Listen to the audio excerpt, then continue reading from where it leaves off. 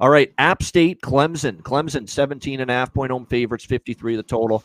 I'm on App State here, and I know App State didn't look pretty last week at all, believe it or not, against an FCS opponent. It was not a great performance, but honestly, from App State or from Aguilar, the quarterback for App State. It was very underwhelming, to say the least, the way they played in that game. But I'll tell you right now, with App State, I think they're better than they showed in that game, and I have no idea what to expect from Clemson. All I know is I'm okay taking my chances, fading them as 17.5-point favorites with that fucking pop gun offense they've got right now. And I know it was Georgia, right? Obviously one of the top teams in the country, and you got to expect Clemson to play a little bit better here. But when you have expectations of being better, especially on offense, and you have expectations to compete with a team like Georgia, and you get absolutely manhandled and eviscerated like that, 34-3, and Dabo's talking what he was talking like after the game. He looked like a beaten man. He actually sounded beaten down for the first time, Dabo Swinney, after that Georgia loss last week. There's no fucking way I'm laying 17.5 with Clemson here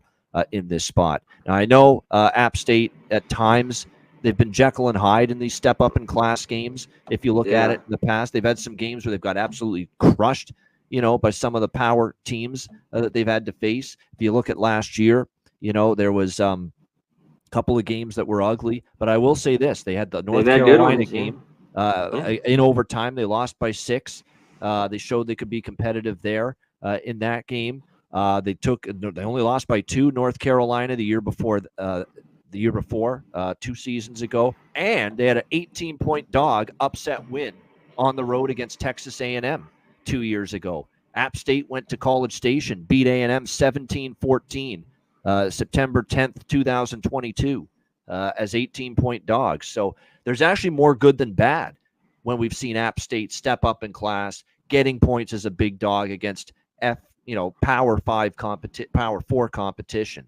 Outright upset against A&M 2 years ago as 18-point dogs. A cover and a 2-point loss to North Carolina 2 years ago, and a cover and a 6-point loss in overtime to North Carolina last year.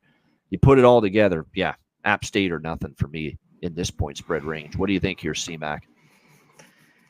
This seems like App State's going to be in this game, or they could maybe get their ass kicked, and it's a decent cover for Clemson. But I can't back. Here's the thing, though. People said Florida State in a great bounce back spot last night. How did that go?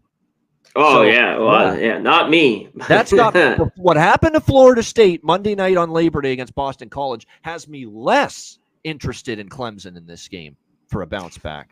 Oh, for sure. And they're just going off. The only thing they can hang their hat on a little bit is their defense, which played well in that first half. They got away from it. Georgia just, pounded them. And that was the problem. Of course, they were facing Georgia, but that offense, we talked about it last week with Banner, it did it all last year. This team struggled. They struggled to score points. App State, not the best defense, so they should be able, score some here. I like App State too. I mean, Joey Aguilar, can he do enough? Robinson, he's got a pretty good wide receiver. They got a ground game. I think they could be in it too. Like, I don't really want to go, even with Clemson back at home, and lay 17.5 in this one at all. So I agree with you here. I think this is App State or nothing. Clemson's got to win with their defense. And is that blowout fashion? I don't buy it. Not yet, at least. I got to see more.